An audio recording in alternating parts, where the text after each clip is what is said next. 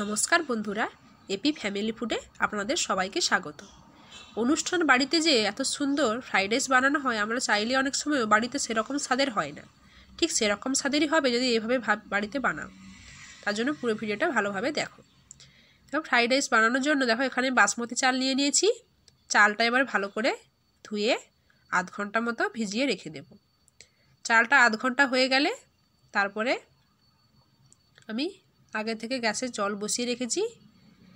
এরপরে দিয়ে দিচ্ছি দারচিনি, এলাচ, এটা গরম মশলার সঙ্গে থাকে কি এখন আমার নামটা মনে নেই, গোলমরিচ আর লবঙ্গ সব একসঙ্গে দিয়ে এবার আমি জল গরম হয়ে গেলে তারপরে এর মধ্যে দিয়ে দেব পরিমাণ মতো লবণ, দিয়ে চালটা এবারে তুলে দেব।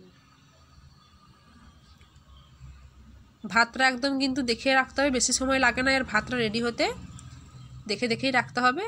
একটু ফুটে আসলেই দেখো ভাত একটু শক্ত শক্ত থাকবে, নামিয়ে নিতে হবে, নাহলে কিন্তু চালগুলো ভেঙে যাবে। দিয়ে খোলা বাতাসে ভালো করে মিলিয়ে রাখতে হবে। দিয়ে দেখো এখানে আমি আমার পছন্দ মতো সবজি নিয়ে নিয়েছি। ক্যাপসিকাম, গাজর, মটরশুঁটি, বিনস, ধনে পাতা, কারি পাতা, কাজু, কিশমিশ আর কাঁচা লঙ্কা।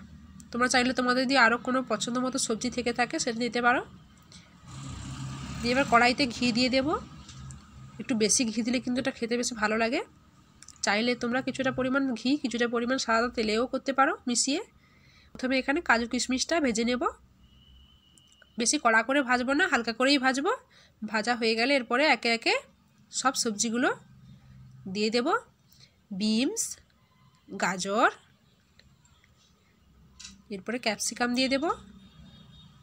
তোমরা চাইলে কিন্তু আলাদা আলাদা ভাজতে পারো, কিন্তু আমি একসঙ্গে সব ভেজে নিচ্ছি, তাতে সময়টাও কম যাবে আর ঝটপট হয়ে যাবে।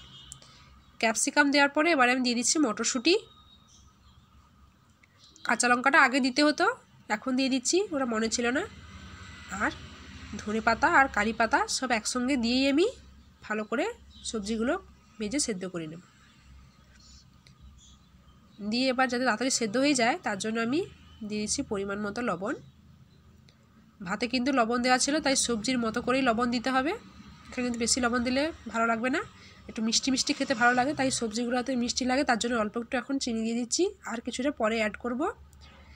দিয়ে এরপরে কিছুটা ভাজা হয়ে আসলে ব্ল্যাক পেপার দিয়ে দেব, গোলমরিচের গুঁড়ো দিয়ে ভালো করে সবজিগুলোকে ভেজে নেব। সবজিগুলো যখন সেদ্ধ হয়ে যাবে ভালোভাবে, ঢাকনাকে দিয়ে কিন্তু কম আঁচেই করতে হবে, বেশি হাই হিটে কিন্তু করলে হবে না, তো সবজিগুলো পুড়ে যাবে, ভেতরে কাঁচা থেকে যাবে। ভালো মতো সবজিগুলো সেদ্ধ হয়ে গেলে এবারে যে আগে থেকে ভাতটা রেডি করেছিলাম সেই ভাতটা দিয়ে দেব। দিয়ে ভালোভাবে মিশিয়ে নেব। কিছুটা মিশিয়ে নেওয়ার পরে শেষের পরে অল্প একটু চিনি দিয়ে দেব আর একটু উপর থেকে ঘি ছড়িয়ে দেবো। দিয়ে কিন্তু ভালোভাবে মিশিয়ে নেবে, বেশি কিন্তু নাড়ানাড়ি করা চলবে না, হালকা হালকা হাতে উল্টে পাল্টে দিতে হবে, দিলেই রেডি। প্লিজ ভালো লাগলে তোমরা লাইক কমেন্ট শেয়ার করে দিও আর সাপোর্ট করো। এটা কিন্তু আমি নিরামিষ বানিয়েছি, এখানে কিন্তু পেঁয়াজ রসুন কিছুই দেইনি, চাইলে তোমরা দিতে পারো।